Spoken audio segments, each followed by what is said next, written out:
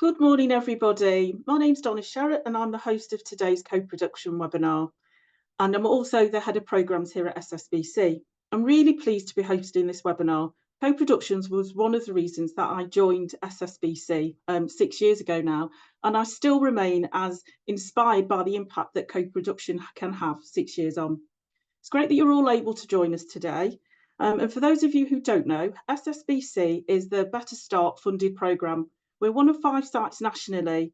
The aim of Better Start sites is to create approaches, relationships and services which better support people and communities to thrive. We're a partnership programme and hosted by City Care Partnership. We achieve the aims through key outcomes: diet and nutrition, social emotional, and speech, language and communication, and also system change. So many of you might have heard about it takes a village to raise a child. When we talk about system change, I think about this as parents, communities, voluntary sector, health and public services working together to provide the best outcomes for our precious unborn babies, toddlers, children and young people. SSBC focus on 4 ethnically diverse wards within Nottingham, and over the past 9 years we've delivered a programme of support of activities for children up to the age of 4, promoting good childhood development. We're now at the final stage of the programme. We're really keen to share our learning from the wide range of services, campaigns, approaches to have far-reaching impact on expectant parents, babies, children and community organisations, both locally and nationally. There's a broad audience here today, so I imagine there's a wide range of experience of co-production and its impact and the importance of services on babies, children and families. We've got some great speakers who are going to be able to share practical examples with the aim to spark inspiration, share your own ideas and create new ideas as well. After the webinar, you will receive a post-webinar pack, which will include PowerPoint presentations that will be being shared throughout this morning. And also in the coming weeks, you'll get the SSBC co-production report. So we've got 5 speakers with us today. We've got Pete Fleischman, who's the founder of Co-Production Works, Amanda Wright, co-production manager for Nottingham's ICB, myself as head of programmes for SSBC, parent champion Tara Newbold, and also Dr. Lisa Common, who's a consultant midwife at Nottingham University Hospitals. We're really lucky to have Alice and Katie, who are Beacon House technical support. Beacon House are organising the webinar for us today, and also Joanna, who is the co-production lead within SSBC, who will be monitoring the chat.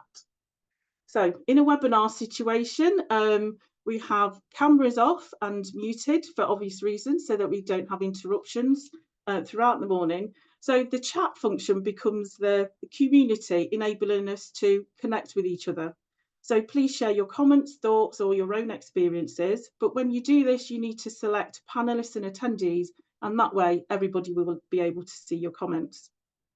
We're also really keen to have questions from you.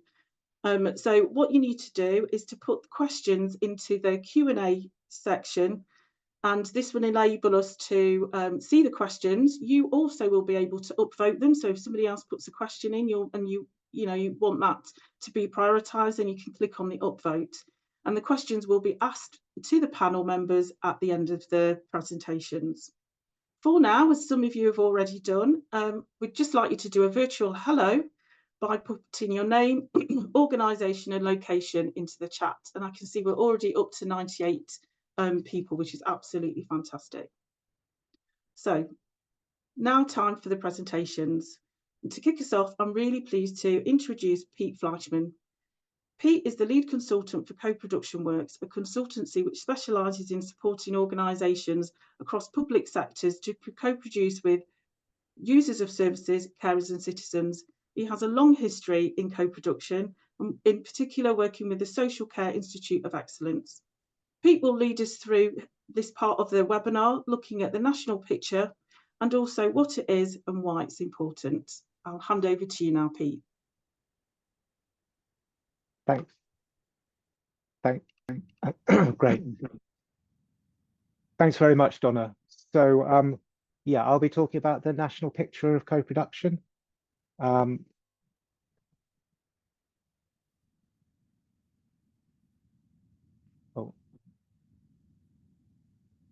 Okay. Uh, so yeah, I'm going to say a little bit more about myself and co-production week works. I'm going to talk about co-production week. I'm going to talk about the why of co-production, why we should do co-production, because I think that's really important. I'm going to talk about some definitions and principles of co-production, and then what can be co-produced and some examples. So co-production works is a small bespoke consultancy, which I started about 5 years ago. Before that, I was head of co-production at the Social Care Institute for Excellence. And I was there for 16 years. But co-production works right across all public services. And we help organizations with co-production strategy, co-production training, evaluation, and facilitation of co-production. So it's really great to be here during co-production week because I think we're now in the 9th or 10th co-production week. And I was actually, I think I bear some responsibility for starting co-production week. It was when I was working at the Social Care Institute for Excellence, and we had a meeting of one of our co-production steering groups, and people were saying, oh, we really need to publicize co-production like nationally. What are we doing? You know, why isn't it getting through? It just doesn't seem to be making the sort of breakthrough. You know, not enough people are talking about co-production. And then somebody said, oh, why don't we have a co-production day? And then somebody else said, oh, why don't we make it a week and have a co-production festival during the week? And and I was sort of thinking, oh gosh, how are we going to do that? You know, as well as all the other things we're doing. But so in that first year, it was quite a small event. But since then, it's just really taken off. And although the Social Care Institute for Excellence still sort of lays claim to it, I think it's just taken on a life of its own. And this slide just shows some of the things that have been going on in different years. But it really is a sort of fixture in the sort of public sector calendar, and all sorts of organizations do all sorts of things during co-production week. And I think it's really brilliant, because looking back over those 10 years, there's been so much change in co-production. I mean, when we first had co-production week, I think I might have been one of the only people who had co-production in their job title, but now there's literally hundreds of co-production people, managers, workers, and so on. So I wanted to say a bit about the opportunity of co-production, and this is a picture of a campus in America where they took a bit of a different approach when they designed the space to putting down the paths that cross this green space. So what they did was they didn't put any paths down, they didn't tarmac anything, they just waited to see where the students would actually go and how they would actually use the path.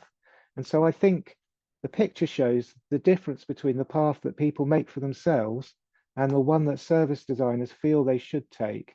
And it's a great visual illustration about why we need co-production. And if you go to a park here in the UK, you'll see lots of these paths that people make for themselves, and they're actually called desire paths. But I think co-production is about two key outcomes. It's about better services, and it's about stronger communities. And research has shown that co-production leads to better relationships between staff and clients, improvements in staff performance and job satisfaction, service improvements, and more cost-effective decision-making. And I think that last one's really important, because co-production can help organizations make good decisions, and can save them money by not going down a path which really doesn't suit their clients or the people who are using their services. So on this next slide, this is what working in partnership with people and communities, the statutory guidance says about the benefits of partnership with people and communities.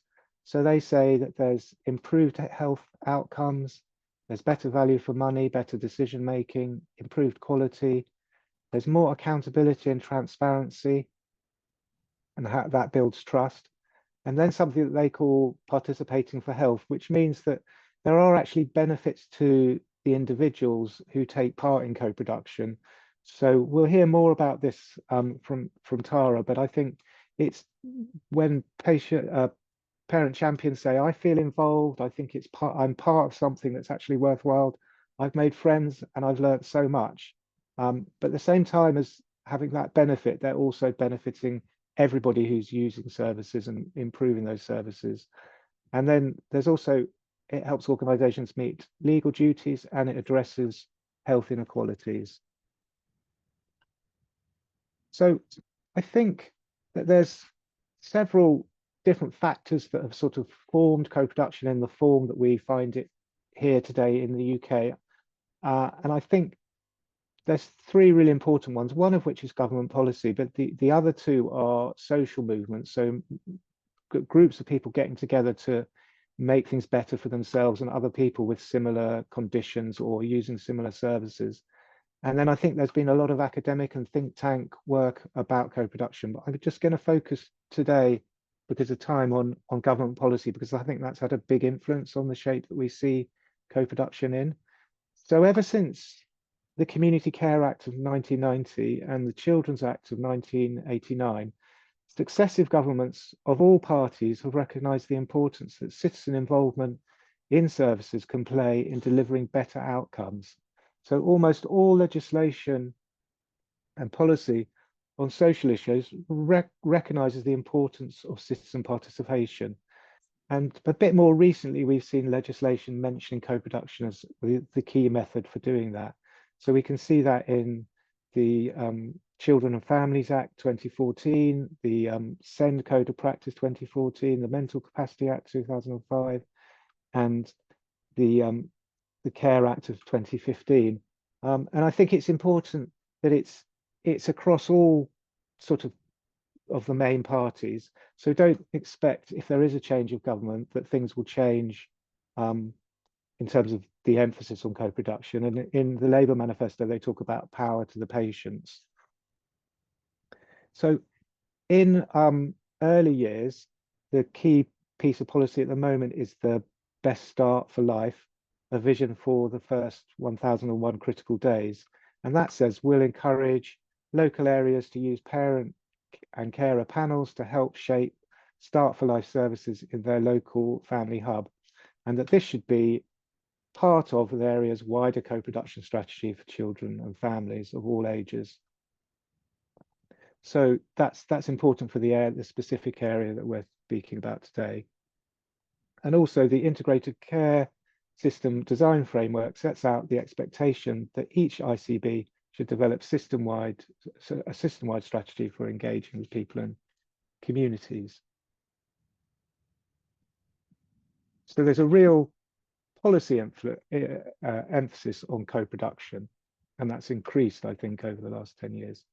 So I'm going to start talking about what co-production is more specifically, but first I wanted to say a couple of things about what I think it isn't. So the first thing that I wanted to do was draw a distinction between consultation and co-production. So consultation is an important aspect of what organizations do, and co-production builds on and expands consultation. And a high quality consultation process shares many things in common with co-production. But forgive me if I characterize consultation a bit. Consultation is when an organization has basically made up its mind about what it wants to do, but it wants to check this out with the public, but not much is really available for debate or change. Co-production is a much more thoroughgoing exercise in which citizens are involved as equal partners in every stage of an activity, from design, delivery, right through to monitoring the outcomes. So then the other thing the distinction I wanted to draw was between partnership and co-production, or collaboration and co-production. So as co-production gets more mainstream, more people talk about it, the word has started to be a little bit misused. So this slide just shows some of the partners that SSBC will be working with and has been working with. And that's great. That's exactly what organizations should be doing. We should be cooperating with each other. But just cooperating and networking sort of professional to professional, I don't think should be called co-production, because the magic ingredient of co-production is people with direct lived experience, and that's what makes co-production different. So there's a lot of definitions of co-production, and I've just got 3 here. I mean, because I was at the Social Care Institute for Excellence when we did this definition, I quite like this definition. It's nice and simple. It just says co-production is about working in partnership by sharing power between between professionals and people who draw on care and support carers and families and citizens. Also, the co-production network for Wales talks about, in a nutshell, co-production is when professionals work in partnership with people who've lived experience. And also the NHS England definition, I think, is sort of also very similar, talks about equal partnership involving people at the earliest stage. But it's actually easier, I think, perhaps to understand co-production as a set of principles that you can apply in a sort of practical way. And again, there are different lists of principles, and the New Economics Foundation, which did a lot of work on co-production in the sort of early 2000s, their set of principles has got quite a lot of recognition nationally. But I like the Social Care Institute for Excellence principles of equality, diversity, access, and reciprocity, because I was involved in developing them, and I know that they were co-produced. So I'm just going to talk about those briefly now. So the first principle is equality. Everybody has assets, everybody has something to contribute, and what they contribute should be valued equally. But it's also about recognizing that there are differences in power between people who draw on services and professionals, and usually the professionals have more power, more authority, more resources than the people who are there sharing power with. And it's recognizing this difference in power. And co-production, in a sense, is a process of trying to equalize the power differential between the different people so that everybody can contribute equally. But then the next principle is accessibility. So it's really important to think practically about how you can make sure that everybody can participate. And that might be things about the physical environment, sort of flat access, but it also might be the timing of meetings, what support you put in to make sure that people can participate. And these things aren't a luxury, because without thinking about accessibility, some people just can't participate. So there's also the next principle is diversity.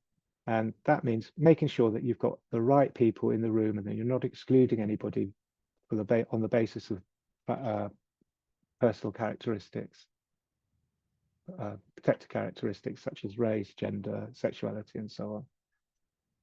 And then finally, reciprocity. If you put something in, you get something out. And that just means thinking about rewarding people for their contribution. And why should a person with lived experience be the only person who's not being paid? And at a baseline, people certainly, it shouldn't cost them anything to participate, but it's just thinking about how you can reward people. That might be monetary, it might be in other ways. So what kind of activities can be co-produced? So I think there's so many activities that can be co-produced. You can co-produce service design and innovation. I think that's particularly good. You can get people involved in the recruitment and commissioning, in training, in events like this, in research, monitoring and evaluation, in government strategy, in communications and marketing, in guidance, policy, and service delivery. So I just wanted to give a few examples of co-production. And I think the Better Start programme and SSBC in particular is a great example of co-production. We're going to hear more about that from Donna and Lisa Common in a minute. But I think there's not enough time to go into detail, but I think Impact at the University of Birmingham is doing great work, Hampshire County Council, Suffolk Health Watch. There's a lot of activity still in the Social Care Institute for Excellence. There's a co-production collective at UCL which looks at research. There's a lot of work involving communities in built environment projects. Mine's annual Peer Fest, which is run by people with experience of mental health issues, and the teaching on social work programs and other professional training is all examples of co-production. So just to finish, I just wanted to say that co-production is a different way of working. It can feel a little uncomfortable, at least at first. And a good friend of mine once said, if you're not feeling a bit uncomfortable when you're doing co-production, probably not doing it right. So it's important to acknowledge that. And I think we'll hear more from Amanda Wright about the essential skills for co-production. But the key advice that I would give is to start small and aim for good enough rather than perfect, and learn from mistakes. Thank you very much, and I hope you enjoy the rest of the session, the morning. Thanks so much, Pete. That was really insightful. I think you've given us lots of different food for thought there. I've written down a couple of questions myself. I might put them in the chat. That's great, thank you. Just as a reminder, Pete will be one of the panelists. So if you've got any questions or he's sparked off any thoughts or you wanted to ask a little bit more, if you just pop that into the Q&A box. As I've said, also have a look in there, and if there's a question that you would like to be prioritised, you can click on that and upvote it. So I'm just going to hand over to Amanda. Amanda is the co-production manager for Nottingham and Nottinghamshire's Integrated Care Board. She is involved in the public involvement and service transformation specialist. And Amanda's going to talk us through the essential aspects of co-production, highlighting the necessary skills and practical tools that empower organisations to adopt co-production approaches. So over to you, Amanda. Thank you. Thank you. Hi everyone, my name's Amanda. I'm from the NHS Nottingham and Nottinghamshire Integrated Care Board. I work in the co-production team. And really the remit of our team is about empowering and enabling people to work in kind of a co-produced way. And we do that by providing guidance, advice and training on how they can do that. So in today's sort of quick session, I'm just going to think about and talk about some of the skills needed for co-production, and then how you can really go about building those skills and confidence. I've got a little sort of assessment, easy assessment example that you can use to help reflect on your own co-production skills. And then I've just got some examples that we would use and we have used in our team to build skills and confidence in co-production in the ICB and our system. So before we talk about skills, I always think it's quite helpful to think about some of take a step back almost and think about the values and behaviours associated and commonly used when co-producing. So a value would be something that's a belief, a principle or a thought, and the behaviour would be that action. So I've just listed a few here. It's by no means an exhaustive list, but we'll just go through some of these. So we've got communication, we've got equality and power sharing, we've got listening and learning, we've got accessibility, there's innovation and creativity, and also change and improvement. We've got collaboration, and also respect. And I think when you think about these, they can be broken down further into definite skill areas. And this is something that we would call maybe the golden skills that we would use for co-production. And as I go through these, I just invite you informally just to reflect on how your own confidence and skills perhaps are in these areas. So what are some of the golden skills? We've got planning and project management. There's communication skills and facilitation skills. The skills around accessibility and health inequalities knowledge. We've got some knowledge about co-production and involvement approaches, and they might be some of the sort of the theories, and it's same with service transformation and change management. There's a lot of academic theory around change. And it's quite interesting actually. We've also got the softer skills, and by that I mean things like empathy and emotional intelligence, and then also personal self-awareness and reflection skills. So how do you go about building these skills in co-production? I think one of the key ways is really having a strong learning and resources offer. So here in the ICB, we created a toolkit. which is basically a central place where people could at any point access reliable information about co-production. And we did that because we were really aware that there was lots of useful already information, resources, knowledge and experience about co-production that was taking place already across our system. And we wanted to sort of gather that together because we didn't want to reinvent the wheel, and we also didn't want to lose that vital insight. So we brought it together and created a free to access site on the NHS Futures platform. And really the aim of that resource is to have something where people can reflect on their current skill levels and then really identify any gaps and work at their own pace to fill those gaps. And we included information on that toolkit that really addressed different people's learning styles as well. So there's links to national resources, links to local resources, but also some sort of thinking points about how you would perhaps work in a co-produced way. I think another great way of building skills and confidence is by sharing real examples of co-production stories and case studies. I think people feel really reassured by reading about co-production that's taken place in different areas, particularly if it demonstrates some of the learning from that, things that worked and things that maybe didn't go right that they would do differently again. And we've got a number of case studies on our toolkit, and we find that people do find them very reassuring. Now, with anything, when you're building skills and confidence, I think it does help to strengthen that by thinking about how that's embedded and thinking about what is the maybe wider organizational or your team culture around not only training, but also co-production as well. So if you're embedding co-production into the existing ways that you're working, you'll find that people are often using those skills more frequently.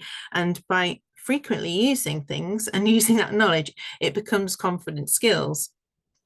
I also think it's really important to be able to give people time to take part in training and to build that into people's, working weeks, working months, even, because without learning and having the time to learn and expose yourself to new ideas, you're not going to be able to bring that into the way you work.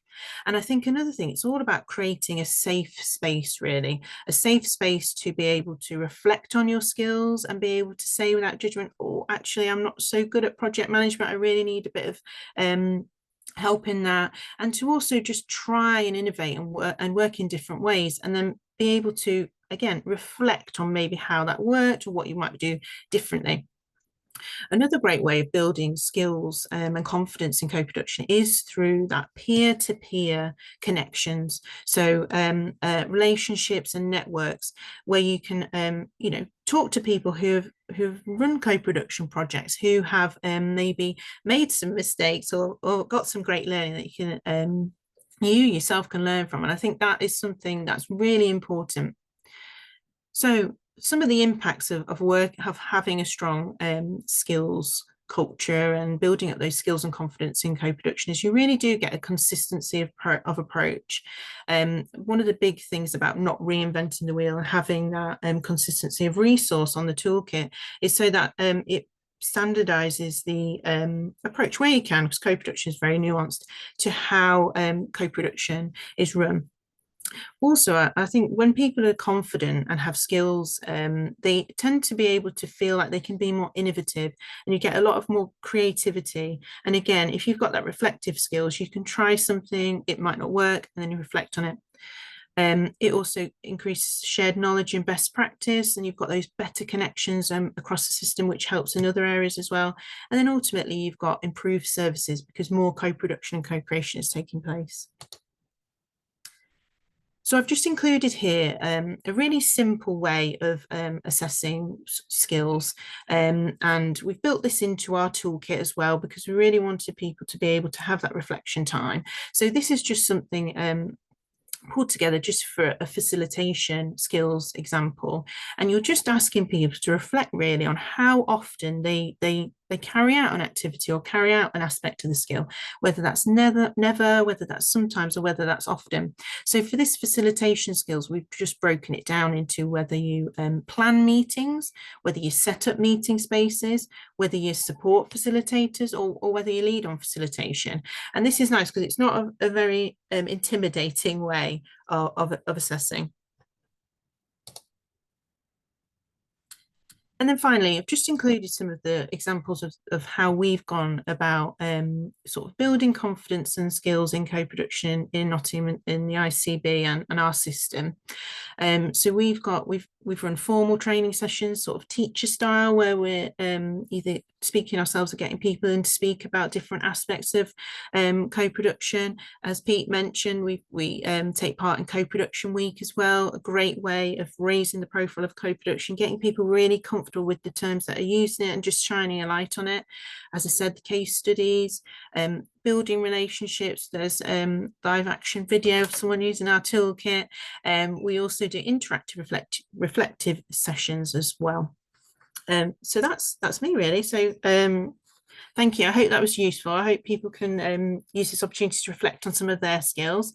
And back over to you, Donna.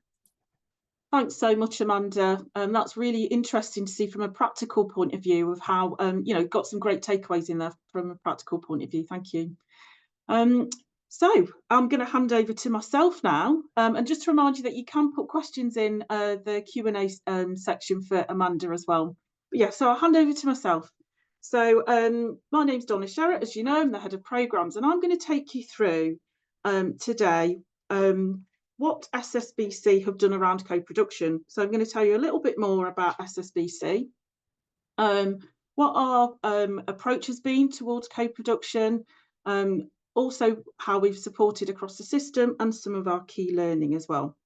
So for a bit of context, and this just helps you to understand the breadth of opportunities that have laid within the SSBC programme. So SSBC is one of 5 Better Start sites. It's funded by the National Lottery Fund, and it's 10 years of funding. It's a partnership programme, and we've been really privileged to be able to have test and learn, make sure that the voices of expectant parents, babies and children are heard in the less obvious places, and also to build on assets. To do this, we needed to do things differently. We've got some key aims within that. So there's one of them is about growing our children with love and respect, and also putting children at the heart, parents leading the way, supported and guided by experts. To do this, we've needed to do things differently. And as you can see in this slide here, co-production runs along the top. We've been unwavering in our commitment to co-production, and I think Pete described it really well. At points it's been consultation, but we've had some really great opportunities to fully co-produce, which I'll be able to give you as we're going along. As a partnership programme, this has meant that we've commissioned 46 services and activities. We've designed, delivered 4 public health campaigns, created over 80 new living wage or apprenticeship roles, and adding to social value, and also reached 82.1% of eligible children within our area. So if I just pause for a minute and I try to imagine what that would have looked like had we not co-produced, it feels quite profound that that wouldn't even be something that we had considered. So co-production has been significant in its power to conceptualise, develop, implement, adapt and evaluate a broad range of services, activities and community connections to enable better outcomes to be achieved.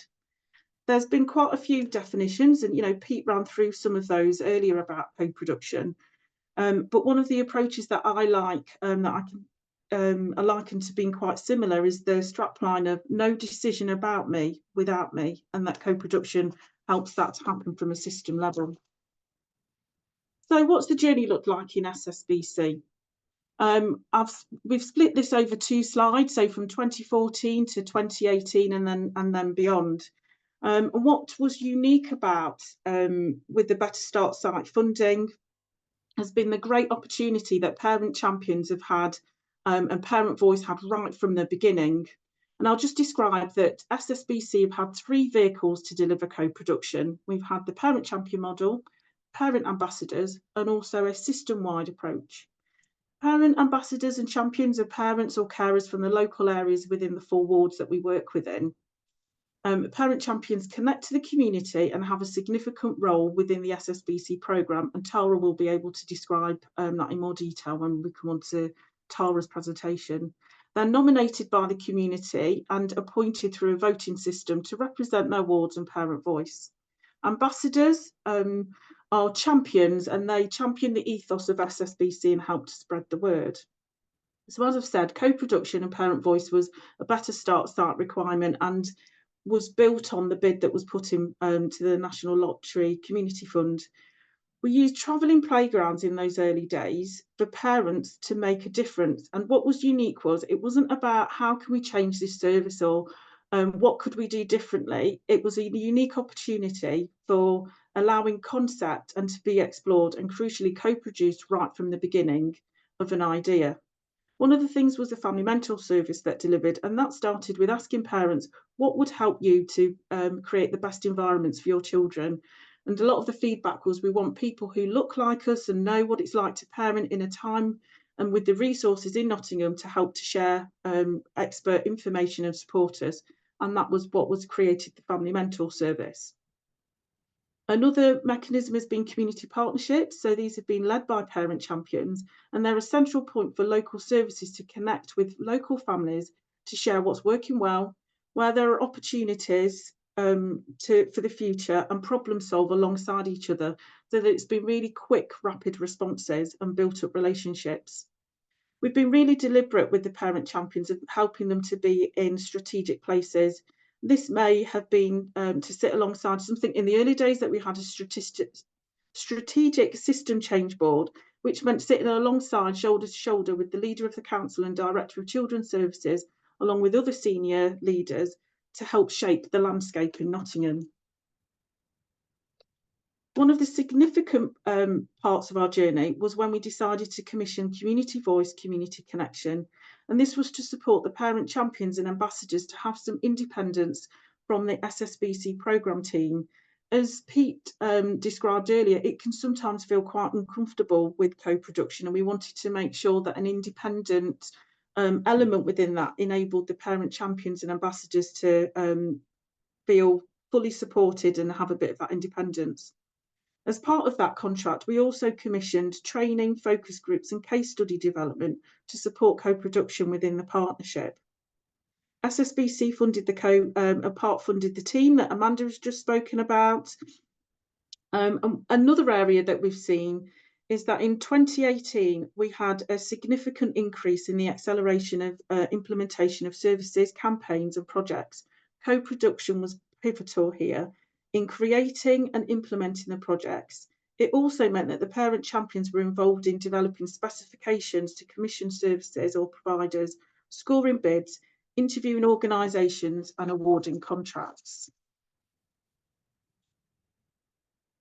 So what does it look like in practice? I think we've already heard from Amanda and Pete around the significant support that happens behind this. It can sometimes be underestimated what is required to have good co-production. Within SSBC, we've supported 29 parent champions and ambassadors, and this means that there's been wrapped around training, agreements, opportunities to have coaching. When there's meetings that are happening, we often have preparation meetings to go through the minutes of that and collaborate on what points might be made.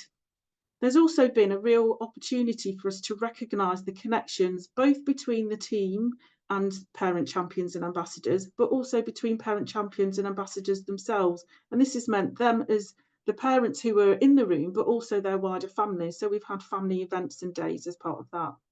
And part of this celebration and recognition has both been with the parent champions and ambassadors as individuals, but also they have been included in attending award ceremonies and anything that the programme has been involved in. We've also made sure that we're constantly co-producing, and this has meant lots of different opportunities to review what is taking place. This has been done both independently and also within the programme as well. As a programme team, we're really privileged in SSBC to have some experts in all of the different areas that we can see here, which has meant that the parent champions themselves have been able to influence and shape how we function as a team, which has been eye-opening and enabled us to do things differently. It's really shaped and impacted the way that we carry out certain functions. We haven't always got this right, and we continue to review and flex the way that we work. And I think that that's where the co-production really happens. So as you can see here, we've got research, learning and evaluation. Parent champions and ambassadors have helped to shape how we share the story, whether this is from a storytelling point of view of what's happened over the past 9 years within the programme, or whether it's supporting being in the room when we've had calls for evidence and parent champions and ambassadors have had the opportunity to speak directly to those leading those inquiries or calls for evidence. It's been really interesting how we've made sure that equal voice happens around the table, and development days have been imperative in this to make sure that all people, both those paid and unpaid, feel equal to share and to challenge. It's been great for us to look at the less obvious workforce and understanding where families are going, and understanding the different spaces that we might want to support workforce to know and understand some of the key messages. And one of the practical terms, which we have also heard, I know Amanda was talking about it as well, is refining processes around the logistics of organising meetings, crashes, making sure that expenses are paid in a timely manner, and lots of different practical things that make it easier. And lastly, there is about recruitment, which has happened throughout the SSBC programme. I was interviewed by parent champions, some who are still with us at the moment. So looking at how we've influenced the system and worked in lots of different ways, I've already mentioned about the Community Voice Community Connection contract, and that enabled focus groups, training and opportunities for organisations across the partnership to get together and talk about some of the challenges and opportunities that laid. I've already also mentioned that the parent champions and ambassadors, they modelled where co-production can happen, and also supported organisations in helping to write specifications and influence through recruitment and different areas. But I just wanted to focus in on the leadership within SSBC and how that's had an unwavering focus on co-production. This has meant that we've ensured that co-production is a feature in commissioning when we've commissioned out services, that when we're in meetings, there's reference to it in terms of reference, that the parent champions are connected in the best places in terms of having parent voice heard to shape the early years agenda. We've consistently reviewed the co-production experience, both with partners and parent champions themselves. And we've challenged when questioned as to whether there's a need for co-production in certain spaces. We've also made sure that co-production is well resourced and connected to the heart of the programme. Parent champions sit within as part of the SSBC staffing structure. And we've challenged ourselves. And what we've done is we've acknowledged where we haven't got it right and also celebrated when we have. So what's some of our key learning? Co-production has a cost. It's not easy, it's not fast, and it's never complete. And I think that's one of those elements that you're always looking for the opportunities to make sure that you're co-producing. And I think what was really clear that Pete said, we sometimes consult, and that's okay. You can't go co-produce gold standard all of the time. And I think as long as you acknowledge the difference between those two, then that, you should feel okay to keep going. Relationships are everything. That's between that lived experience, between the programme, and having and coordination, and therefore somebody who helps to coordinate that is really key. Parents in the paid workforce need equal opportunity to learn together. Connecting parents' interest to opportunities is really important. That can avoid parents feeling tokenistic. And then parent-centred support is important. So supporting the parent and the person with lived experience in terms of feeling comfortable, confident in the different spaces that they're in, but recognising there's, that it isn't just about interacting in meetings and in different spaces, support the whole person. And closing the loop is really authentic co-production. So I think that probably helps to differentiate between that consultation and the co-production. And then this last one, I sort of smirk as I say it, because conflicts will happen, conflicts of interest. And we've experienced that in lots of different ways. And they haven't been negative experiences. It has just been something that we've had to consider in terms of awarding contracts, interviewing, making decisions about certain funding opportunities. So in a nutshell, that's the key learning that we've got. And I'm really delighted to bring onto the screen Tara Newbold. So Tara is one of the parent champions for SSBC. And so she's going to be speaking about her experiences in SSBC. She's been with us since 2017 and played a pivotal role in helping to shape the programme by actively participating in various projects and sharing valuable insights, such as she is today. And she's also the chair of the Executive Implementation Group, which is just merging into a family hub model. So I've got 3 questions to ask Tara. So if I kick off with the first one, Tara. So what does meaningful co-production look like to you? I think meaningful co-production, I think for a lot of parents and probably everybody, is not to be tokenistic. I know everybody's sort of said that, and it's clearly something that everybody knows, is that making sure when you are trying to co-produce something that you are doing it from the get-go, from the ground up. There is no point having parents come into a room and help co-produce something that you've already made decisions on and made your mind on, whether that's things like the day, the time. It could just be something as simple as you want to put a poster out there, but you've already decided what it's going to look like. At that point, you're not really co-producing. It's back to what sort of Pete and Amanda have said. It's more you're just having us for consultant purposes, and that's not really what the co-production is for us. I think you've got to be aware of who you're talking to and who is in that room. You've obviously got parents in there, so sometimes some of the things that come into a room aren't necessarily parents aren't going to understand. So it's kind of either making it in simple terms or breaking down what it is that you're trying to achieve from sort of those meetings. So taking small steps, and maybe also understanding that there is no script, there is no defined way to co-produce, in the sense of we can't just sort of come out of this and go, okay, here's your script, go take this and you'll co-produce amazingly and it'll work absolutely perfect. It never will. I think one of the things that we've learned as parent champions working with SSBC is that we were allowed into everything, but while also being allowed into everything, we were on the back foot as well, because we didn't know what to expect. It was all new for everybody. So I think kind of going into meetings and understanding that everybody is just as nervous, whether it's parents or workforce, that kind of feeling that you have, everybody's probably got it in the room, and maybe sharing that and explaining that and acknowledging that would probably make it work a lot better as well. And it goes along as well with saying parents should have equal say. If you're wanting people to be in a room and co-produce, there's got to be equal say to everybody at the table. And also I think as well is, I've always done it, not be afraid to ask why. If I don't understand something or something's come into a room and I'll go, but why are we doing that? And I think sometimes people fall into habits of, but that's just been the way we've always done it. That doesn't mean it's necessarily the right way, nor does it mean that idea is going to work or that way is going to work now. And if you ask people in the room who it reflects on and who it's going to impact on, they will probably tell you the same thing. So not being able to, not worrying about what's being said in that room and everybody kind of having their voice to say it.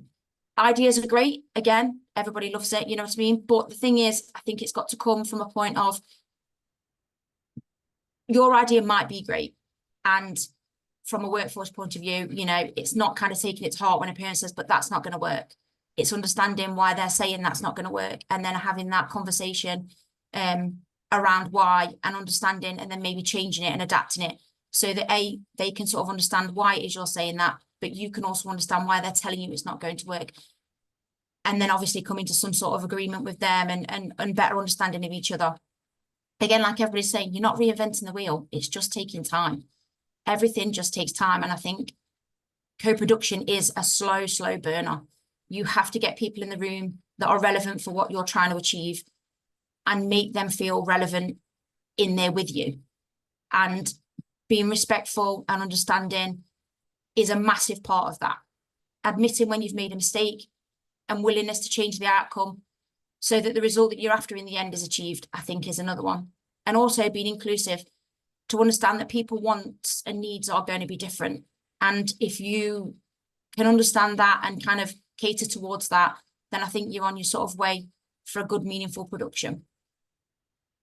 Thanks, Tara. That's really powerful. You've said some things in there. I need to get my pen out as different bits to think about. And having heard you describe some of those challenging spaces, you've made me think about where we've had opportunities where we've said, well, you've said why, and actually the outcome has been far stronger than we would have had you not said why in that situation. So yeah, it's great to hear your reflections on that one.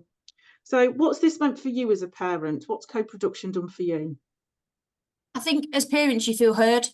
And because you feel heard,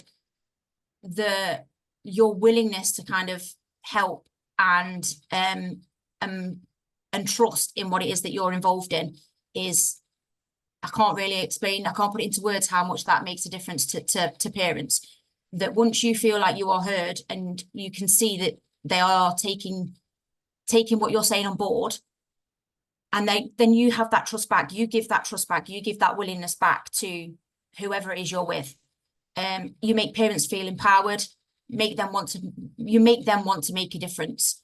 And because of that, parents will spread the word, and they will want to help, and they will tell people about what they're involved in. And I think it naturally kind of becomes its own legacy in its own right. People will pass on them skills and those knowledge that they've learned from you, and they will tell people about it. And then it kind of snowballs and more people want to get involved. I think for us as parent champions, we've done that quite a lot with the things that we've done over the years of, we've done one thing and that's led to another thing. And you build that trust and that rapport with other organisations and other people. And then it just kind of, it helps in everything. And we all kind of take part in all different kind of things because of the stuff we've done with SSBC and those impacts that we've had. We've been able to move over into different organisations, and it is scary having parents in things. And it's just as scary for parents to be in those things. We don't understand sometimes what the words are. We have to put our hand up and say, I have no idea what this is. Can you explain it? But because of that, I think you build that relationship and that rapport, and the co-production naturally sort of follows. And you get to a point where sometimes you don't realise how much of an impact what you're saying in a room or what you're involved in has later on down the line. Thanks, Tara. And I know I certainly have said that before, that you don't understand the power of being in the room, because you wouldn't obviously room to have experienced what it's like to, for you not to be good. To move on to the final question is, so what would you say are the key the key needs for meaningful co-production? That's for workforce and parents. I think you've hit on it as well, Donna. So has Amanda, and so has Pete. It's things like compromise, understanding, empathy. A massive one is a willingness to listen and learn from each other, and to be non-judgmental, and to understand that just because people in a different room have different points of view, in a room, it doesn't necessarily mean that what you're trying to achieve at the end of it isn't gonna come out of it. It just might come out of it a different way than what you originally went in there for. I think it's realistic expectations, and probably time management, and also taking responsibility. And a lot of it Amanda's hit on as well, in the stuff in the slides that she said, which has been really, really good. Things like communication. I think all those skills help parents and workforce. And just talking. I think the big one out of it is just listening and having that conversation with each other to understand what it is that everybody wants. And again, not to be afraid. Well, thanks so much, Tara. I think one of the things that has resonated with me is that it takes time, and that often can make it feel really difficult when we sometimes get funding late or opportunities coming late, and you want to co-produce, and actually, you've got these tight deadlines, and it can be quite frustrating, I imagine, for everyone involved when that situation happens. So that's brilliant.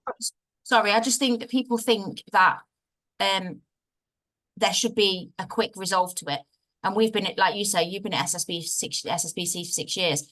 I've been doing this now for about 8-9 years, and I think there is no deadline to it. There is no, you're always constantly trying to improve. I think we do it really well with SSBC, I think, because we can just kind of see what sticks. So I think, yeah, just taking the time and realizing that it's not going to be, you know, SSBC's been there 10 years and we're still learning from it. So yeah, it's just time. Brilliant. Thank you so much. And I'm always humbled by the time that you and your fellow parent champions give to the programme. So thanks so much for today. I'm pleased that you can be part of the panel as well. So I can see we've got 5 questions in the Q&A section. So please continue to add those in. And then I'm just going to hand over to the last presenter for today, which is Dr. Lisa Common. So Lisa's the consultant midwife for maternity transformation at Nottingham University Hospitals. She's passionate about delivering future workforce and transforming maternity services. And today she's going to talk about how NUH, as an SSBC partner, used learning to co-produce projects within maternity services. So over to you, Lisa. Thank you. Thanks, Donna. Hello, my name is Lisa Common and I'm a midwife at Nottingham University Hospitals, or NUH. Thanks to SSBC for inviting me to speak today. Next slide, please, Alice. I've been given about 10 minutes, so hopefully enough time to give you a taster of some of our local co-production projects. Firstly, how we have used co-production toolkit called Who Shoes, and secondly, about our father inclusivity work. Next slide, please, Alice. So firstly, a little bit about NUH. We have 2 maternity units, QMC and City Hospitals. Fab, thanks, Alice. QMC and City Hospitals, both units have an alongside midwife-led unit and a level 3 neonatal unit. Level 3 is for babies who have the highest needs. We welcome around 7,000 new babies into the world each year. You can go back a slide, Alice. We welcome around 7,000 new babies into the world each year. We benefit from being part of a quite culturally and linguistically diverse city. From the recent census, we know that nearly 43% of the city's population identify from the global majority, and that over 29 different languages are used in maternity that require interpreters. There's currently an independent review of maternity services in Nottingham, and NUH have an extensive improvement programme underway. Next slide, please, Alice. Back in 2018, with the support of SSBC, NUH were able to bring parents, staff and other stakeholders together to talk about what midwifery continuity of care should look like locally. This was our first big Who Shoes event with over 70 people, and it was focusing on different themes. And a great thing about Who Shoes is that it works equally well for a handful of people or a room full of people. In January last year, we held another large workshop focusing on home birth. That workshop led to NUH launching our brand new dedicated home birth team. And I'm absolutely delighted to tell you that we've managed to recruit into all the new midwifery vacancies in that team in the last couple of months. Another wonderful thing about co-production is that when service users are part of the conversations and you keep your ears open, you hear about what else needs to happen. Our parents told us that we needed to hold similar events with service users whose voices were seldom heard or easily ignored. This was the catalyst to organise another workshop, this time focusing on those missing voices. We did this with the support of SSBC, our hospital charity, natal system, our LMNS. You can see on this slide part of the graphic record that was created that day. The priorities which we identified at the workshop in October last year was the start of a conversation that has informed NUH's plan and actions, setting up 4 different work streams. Next slide, please.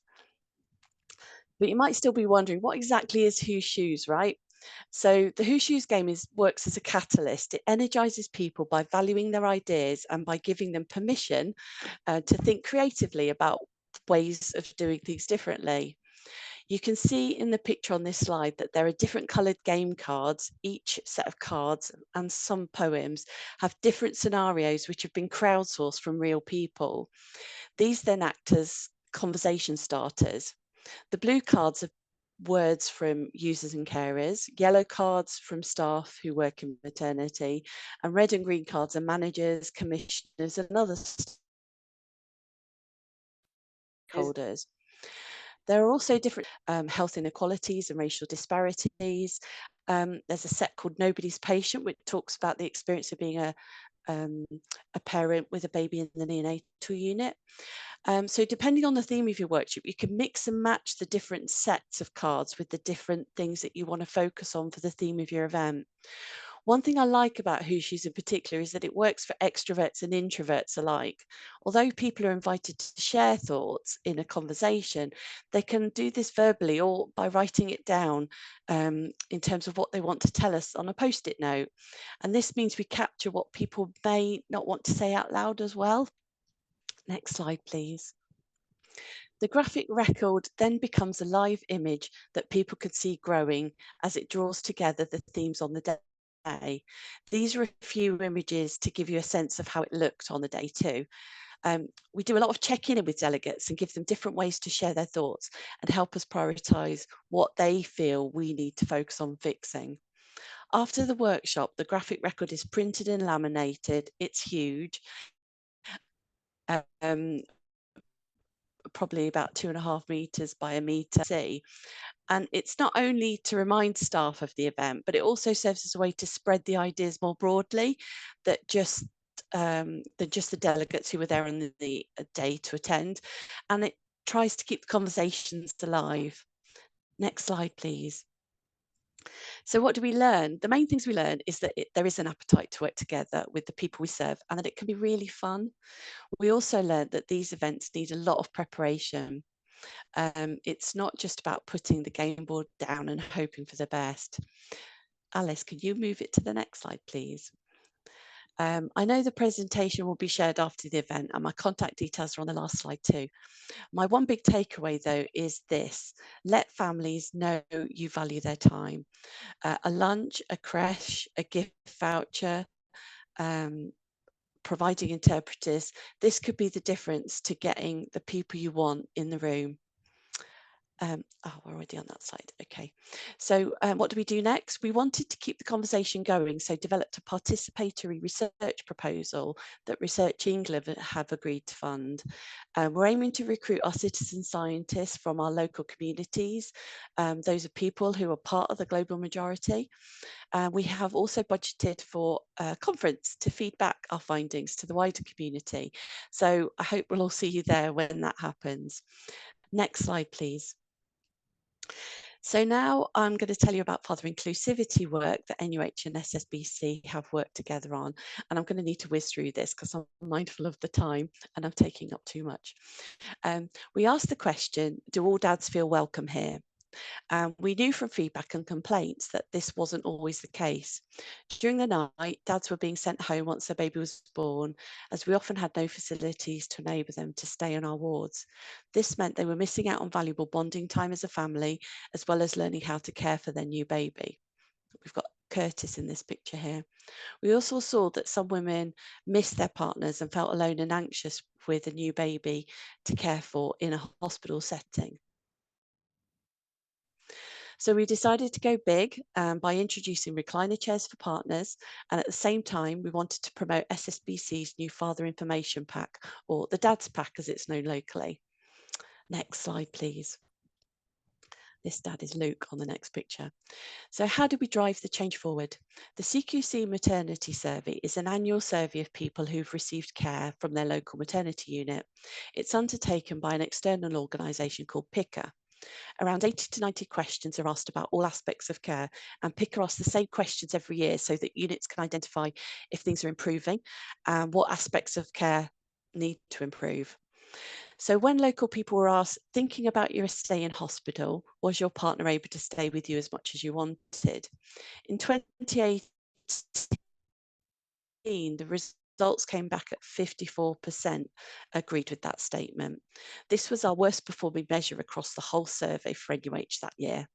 Now, you'll see from the slide that we had a bit of a blip caused by the national visiting restrictions during the pandemic. But now in 2023, following the launch of the recliner chairs and Dad's Pack, 86% of people agreed with this question, and it was our best performing score across the whole survey last year, and one of the best scores nationally. Next slide, please. This slide's got Dylan and Anthony, dads on it, modelling the chairs and the Dad's Packs. We wanted to send the message that you are welcome and you're important too to our dads. We arranged for all families to receive a Dad's Pack at their maternity booking appointment. And we also put up posters around our clinics and wards with QR codes for families to download the Dad's Pack onto their mobile devices. We also arranged for different recliner chairs to be made available in clinical areas where dads and staff could try them out before we settled on which ones to order. Then SSBC made it possible for every bedded maternity to have a recliner chair for a dad or a birth partner to be able to sit next to their new family. Next slide, please. Here is some feedback from the families that we captured in 2023. I'll let you read these. We don't have a lot of time, but I'll probably focus on the blue box that says, our baby was transferred soon after birth to Nottingham Neonatal Unit. We live 5 hours drive away. Being able to stay with my wife and baby has made such a difference to us as a family. Before that, some families, poor dads were sleeping in the car park in the car. And there's this other one that I love from captured at a library feedback from a dad. I'm a dad to 6 kids. This Dad's Pack has stuff in it even I didn't know, which I love. And that Dad's Pack was co-produced with SSBC and other partners and parents. Next slide, please. So what did we learn? I'm mindful of time again, so you can read these when SSBC share my slides. But my key takeaway is, and it probably harks back to our earlier speaker talking about reciprocity. Leading with the user focus will involve challenging institutional boundaries, but it also reminds us that our purpose is to serve families and to give them the best start in life. Next slide, please. So these dads on this slide are Sean and Anthony, and this is what most families look like now with the benefit of having the chair. It's a place for them in the room that is not a school plastic chair that used to be what it was. Next slide, please. And here are some links to further information that's out in the public domain about these projects, which you can click on when you have the slides. Next slide, please. And co-production is always about making things happen together. So my thanks go to all the families contributing to our improvement journey here in Nottingham, the whole SSBC team for believing in NUH to deliver the changes and to helping us think bigger and bolder. To SSBC, the Nottingham Hospital Charity, our LMNS and the Integrated Care Board, and the university who've been critical friends, provided guidance, support, and crucially funding that has supported our co-production work. Next slide, please. So thanks so much for listening. Here are my contact details, and I'm always happy to share our work. Now I'll hand back to Donna. Oh, thank you so much, Lisa. That's really powerful. And, you know, I've been involved in a lot of those projects. I'm still listening intently as if it's the first time I've heard about them. So that's great. Thank you so much. So that's the end of our presentations for today. So we're now going into the Q&A session. So I can see that we've got 9 questions there. I'm going to ask all of the presenters to come back onto screen for us so that the right person or the best person can answer those questions.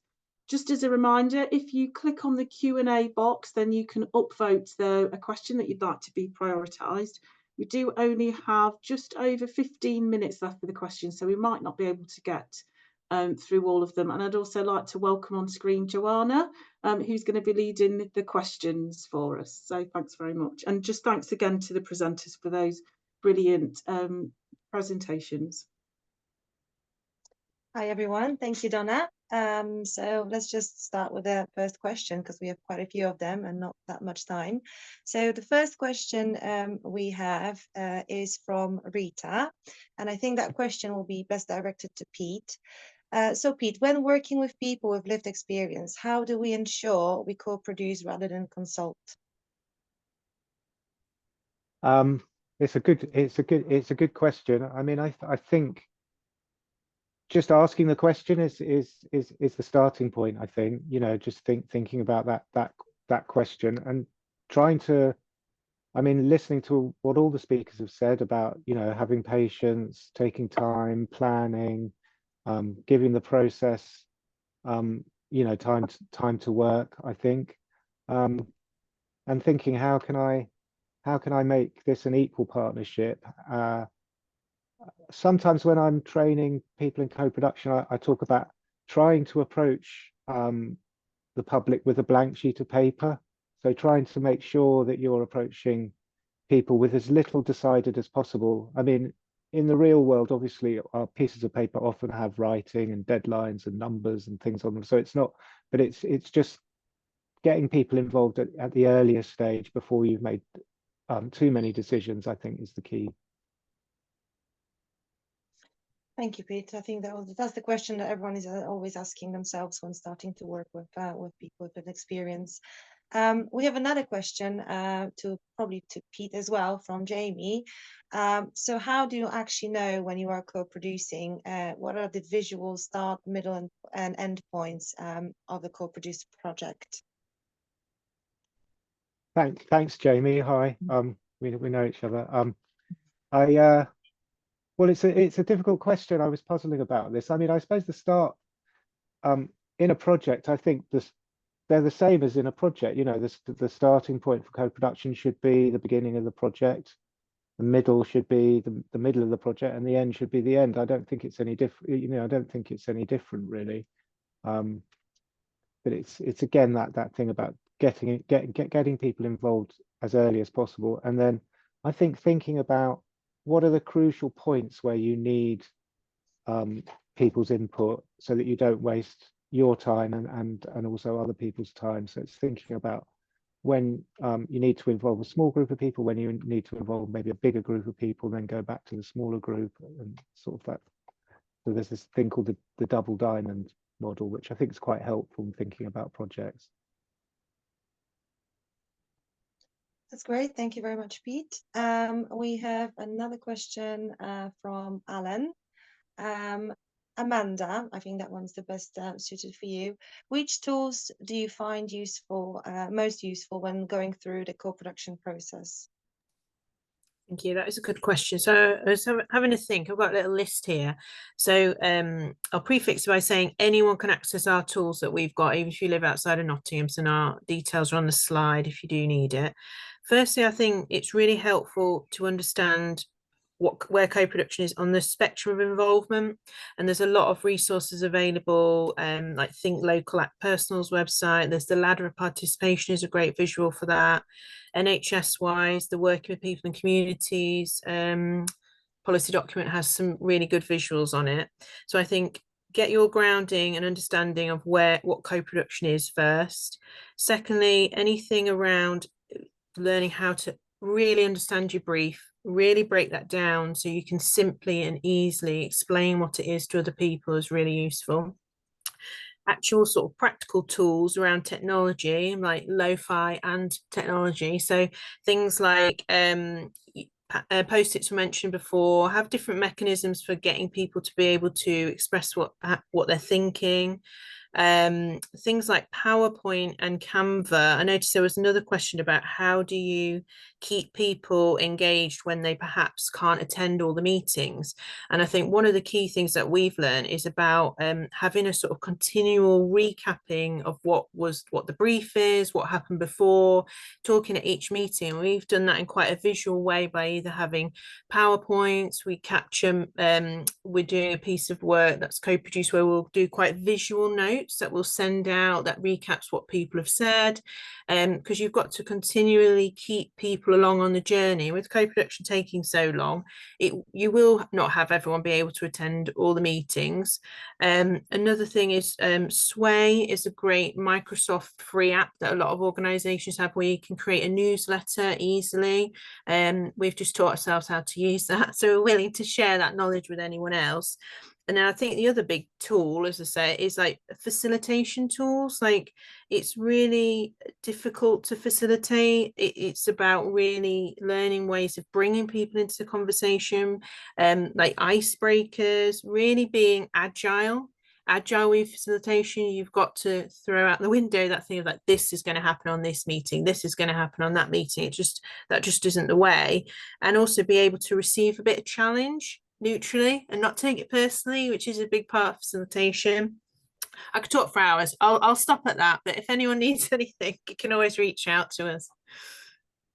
Thank you very much, Amanda. That's very useful, and I'm sure people can go onto ICB website and look for some more tools.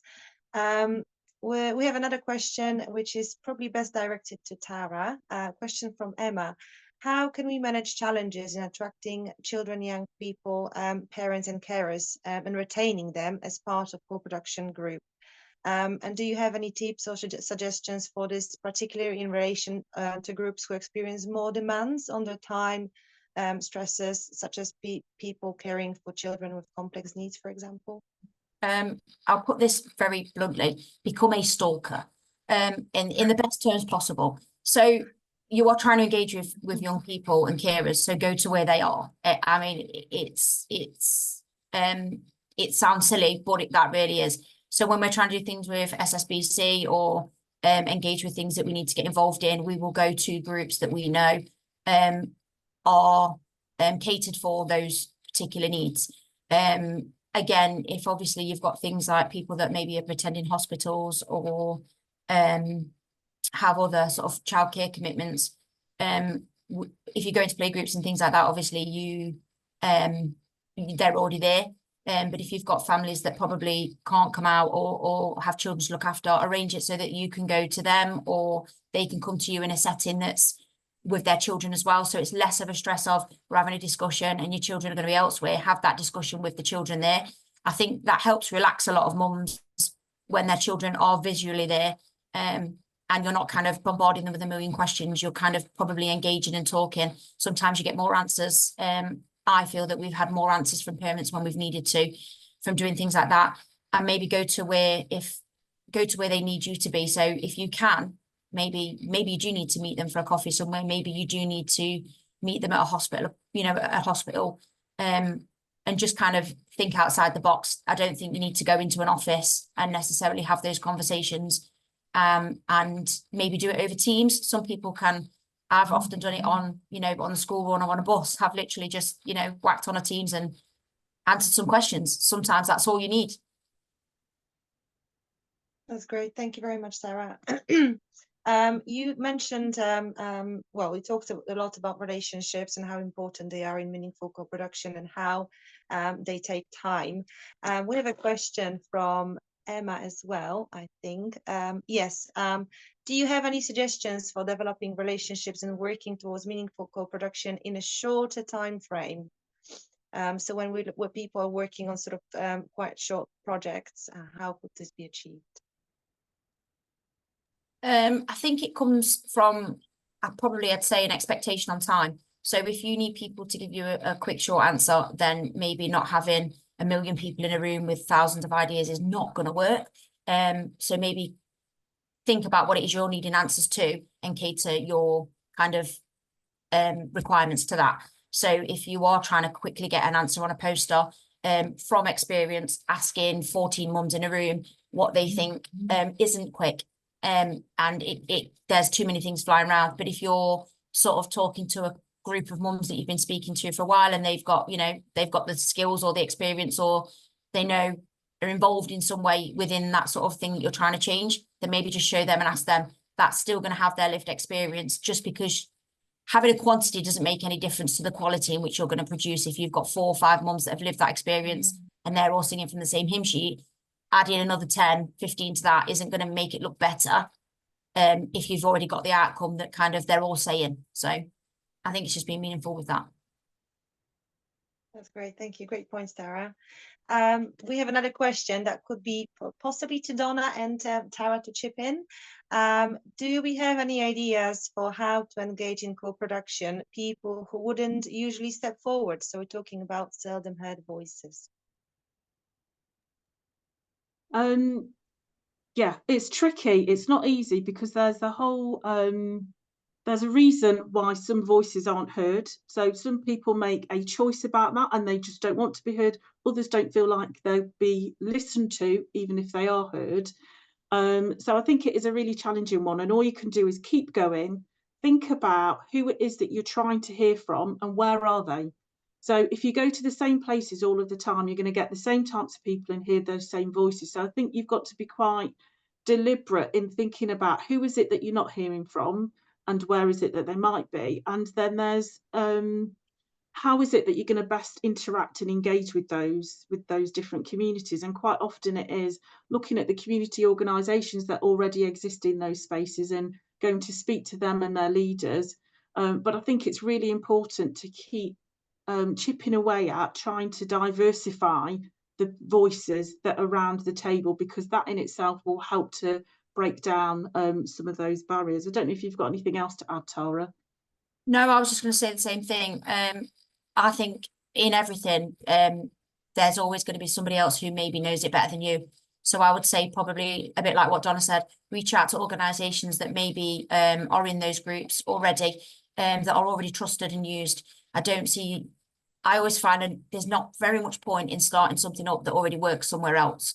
If you do a bit of research and find out what is out there and where people do go, you will reach those hard to reach people just by sort of going through all the channels.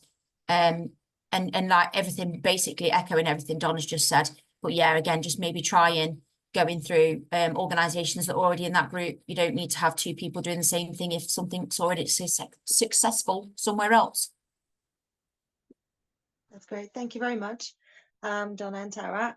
We have a question for Lisa. So the midwifery presentation, who decided to introduce the recliner chairs?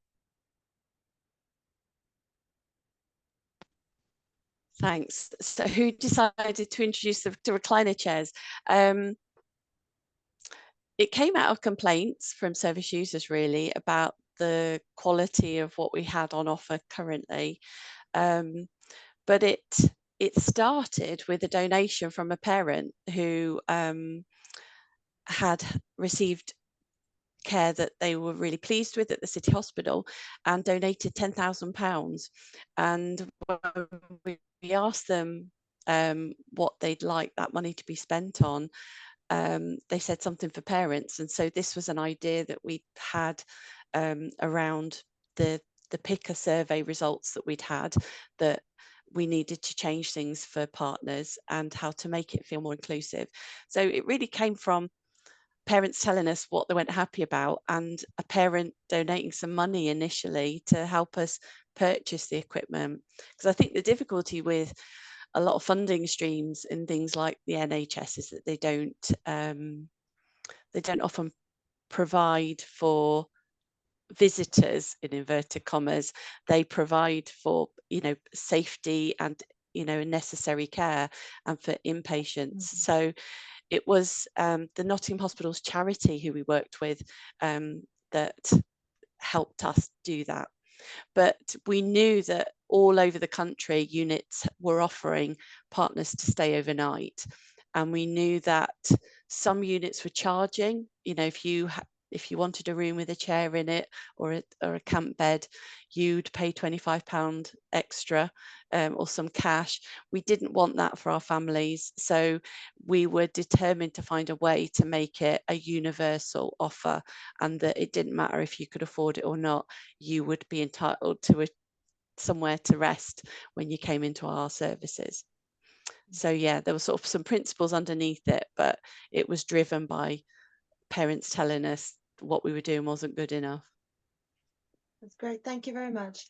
We have another question directed to Lisa, but I think it might be better to answer for Donna, because the question is, are there any plans to expand your co-production work for developing a pack for LGBTQI plus parents, whether that pack wouldn't be suitable?